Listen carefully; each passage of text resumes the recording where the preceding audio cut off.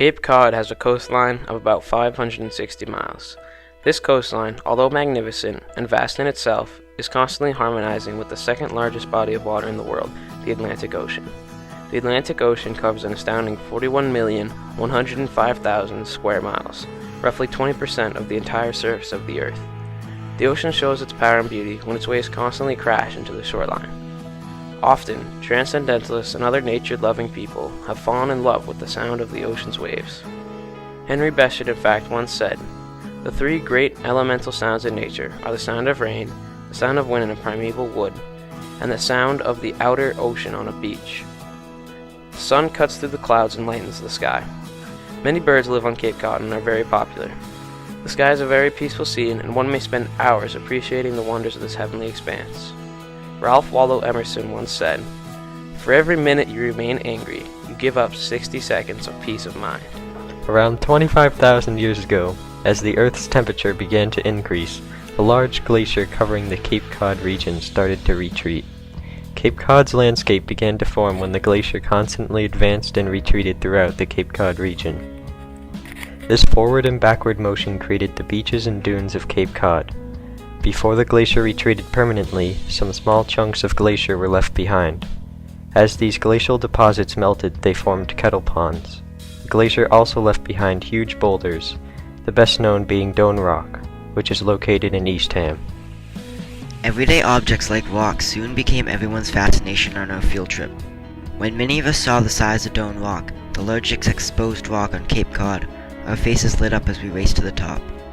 As it turns out, only half the boulder is visible. The other half is underground. Although we look at rocks in nature every day, we don't always take notice of its beauty even when it surrounds us. Henry David Thoreau realized this too when he wrote, "It's not what you look at that matters, it's what you see." The Coast Guard was established on Cape Cod in 1789, originally known as the U.S. Lighthouse Service. The Coast Guard saved many lives in the 19th and 20th century.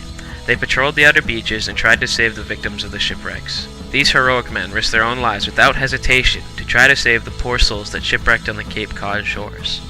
Both Thoreau and Bestion wrote extensively about the Coast Guard in their memoirs. Bestion became close friends with the Coast Guard men and visited them frequently.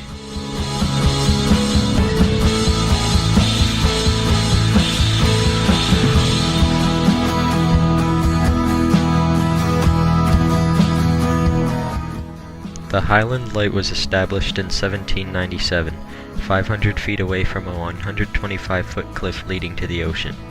The cliff eroded at a rate of at least 3 feet per year until the 1990s, when it was only 100 feet from the edge of a cliff. In addition, the cliff eroded 40 feet in 1990 alone. It has been moved back many times due to this sort of beach erosion.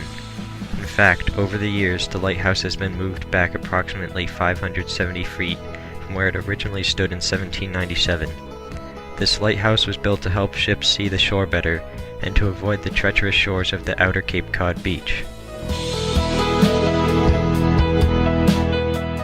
There have been many shipwrecks along the coastline of Cape Cod. In fact, over 1,000 shipwrecks have occurred between Truro and Wellfleet alone. On November 26, 1898, the well-known wreck of the Portland occurred. All 192 members of the ship perished in the brutal storm that the Portland sunk in. There were hurricane winds and a 10-foot storm surge. There were waves reaching 100 feet high in the scale.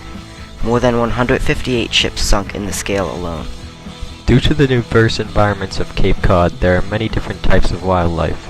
Large majestic white swans drift across the ponds like clouds in the sky.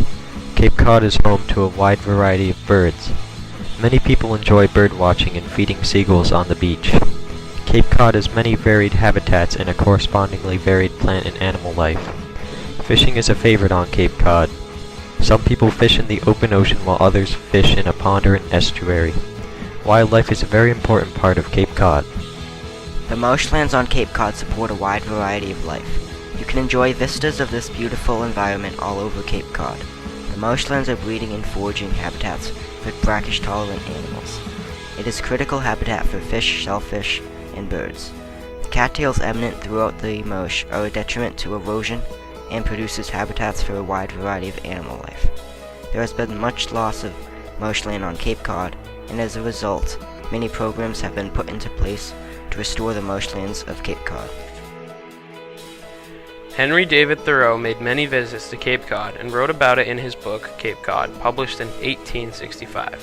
Thoreau would take many walks on the beaches of Cape Cod. He told the lives of the individuals who resided on Cape Cod in the mid-1800s. This quote by Thoreau is a common analogy today of the shape of Cape Cod. Cape Cod is the bared and bended arm of Massachusetts. The shoulder is at Buzzards Bay, the elbow, or crazy bone, at Cape Malabar, the wrist at Truro, and the sandy fist at Provincetown.